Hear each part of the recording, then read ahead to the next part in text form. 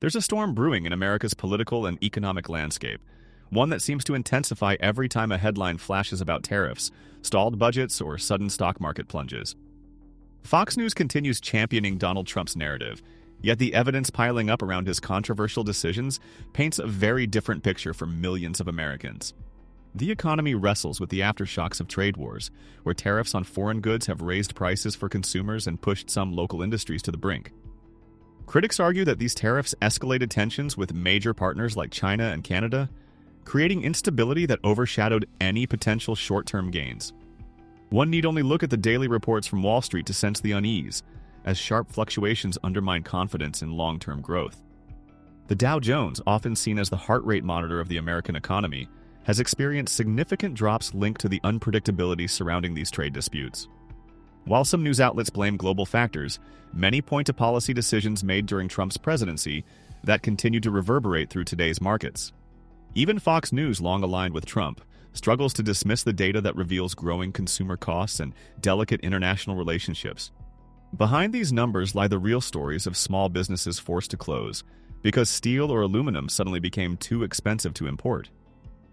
Households feel the pinch at the grocery store, as once affordable items balloon in price thanks to raised tariffs and disrupted supply chains. In homes across America, budgets are stretched thinner by the week, as wage growth lags behind the rising cost of living. Still, Fox News emphasizes a certain spin, often championing Trump's supposed expertise as a businessman and claiming these measures will pay off. Yet global partners have responded with countermeasures that intensify the economic strain on American manufacturers and farmers alike. Nowhere is this tension more visible than in relations with Canada, traditionally one of America's closest allies. Canada, once reluctant to push back, imposed retaliatory tariffs that hit the American market and signaled they would no longer simply absorb the cost. Tourism between the two nations declined as Canadian travelers looked to destinations beyond the United States, cutting off a significant revenue stream. Some Canadian officials even hinted at reducing electricity exports, a move that could leave parts of the U.S. scrambling to keep lights on if negotiations fail. These developments go beyond a mere trade spat, revealing a deeper rift in how America interacts with a historically friendly neighbor. Meanwhile, China watches from the sidelines, ready to leverage its own economic power if tensions continue to escalate.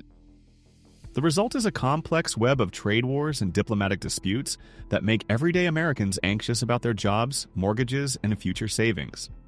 Job insecurity rises in sectors tied closely to imports and exports, prompting layoffs that compound the sense of economic unease. Social media amplifies these challenges, with platforms like Twitter and Facebook buzzing with first-hand accounts of businesses harmed by sudden import cost hikes.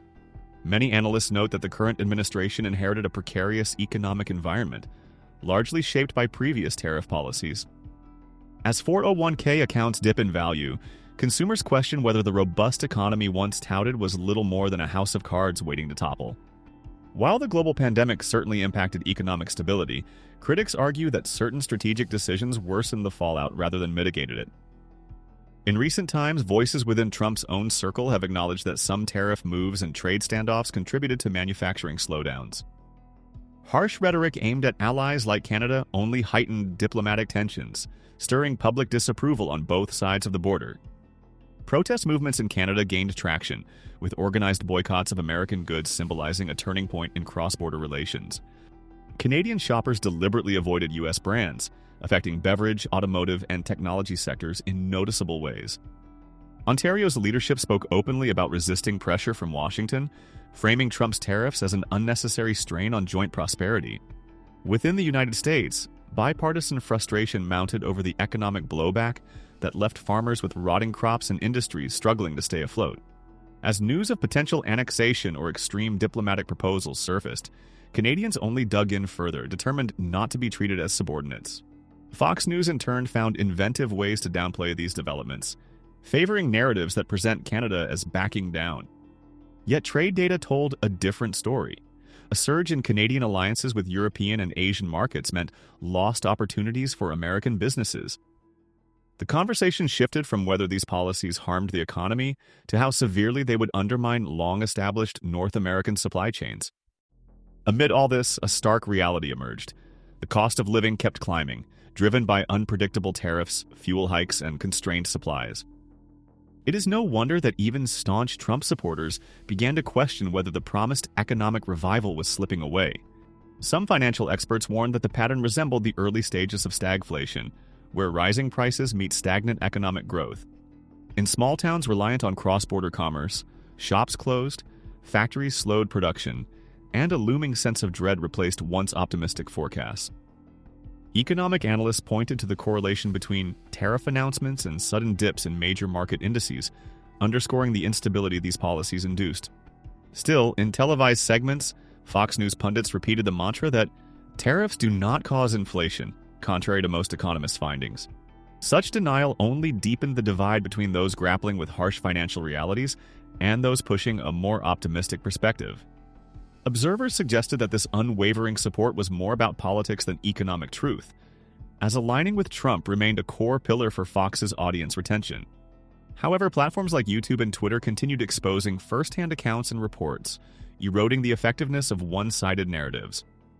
Around the world, global powers like the European Union took notice, securing trade deals that bypassed the United States, further diminishing its leverage.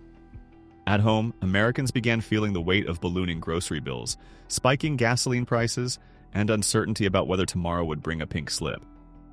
While the pandemic shocked every economy worldwide, the long-standing trade disputes exacerbated the U.S. struggle to rebound swiftly. Thousands of jobs in auto parts, agriculture, and technology faced uncertainty as supply routes got tangled in tariffs and retaliatory taxes.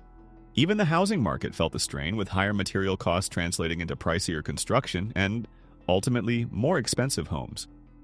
For many, the constant swirl of headlines about failing negotiations or new retaliatory measures felt like living in a perpetual state of anxiety. Fox News commentary occasionally acknowledged public dissatisfaction, yet pivoted to praising Trump's supposed negotiation talents and future triumphs. The repeated claim that the Constitution need not protect non-citizens alarmed civil rights groups, sparking debates over America's founding values. International condemnation echoed across borders, with nations questioning whether isolationism was overshadowing collaborative growth. As the stock market continued its rollercoaster ride, the average person felt uncertain about retirement savings, often forced to revisit long-term financial plans. Businesses watched consumer confidence ebb and flow with each new announcement, while local economies braced for potential hits to tourism and retail. It became increasingly clear that controlling the narrative through selective reporting no longer worked in an era of instant global communication. People cross-referenced official data and alternative news sources, leading many to conclude that the policies touted as economic wins were far from beneficial. Canada's strong backlash demonstrated how a friendly partner could become an emboldened adversary when pushed too far. The boycott on American goods gained traction, with social campaigns turning once loyal shoppers toward homegrown products. This shift toward independence from the U.S. market hinted at a long-term transformation in Canada's economic strategy. American hotels, theme parks, and retailers endured the sting of lost revenue as Canadians found alternatives or simply stayed home. All the while, the specter of a government shutdown in Washington highlighted the deep political rifts that hindered decisive policy action. For some, the irony of relying on budgets passed under opposing leadership underscored a lack of coherent forward planning. One could see the frustration in public forums as Americans questioned how so much division and economic turmoil could persist. Trump's focus on selling campaign merchandise rather than offering comprehensive solutions only fueled skepticism about his priorities. Internationally, the message was clear. If once trusted allies like Canada could be alienated, others might follow suit, further isolating America. Financial commentators liken the situation to a slow-moving storm, with each wave of tariffs and countermeasures eroding economic stability. Eventually, even Fox News had to acknowledge the existence of a crisis, as record-breaking market losses became impossible to downplay. In many ways, these events revealed the fragility of an economy tied too closely to the shifting moods of political showmanship. While politicians bickered, everyday citizens felt the ripple effects in their bank accounts and job security. The debate raged on about whether these ruptures would eventually heal, or whether the damage would redefine America's role in global trade. Far from isolated issues, these disputes with Canada, China, and other nations signaled a departure from multilateral cooperation.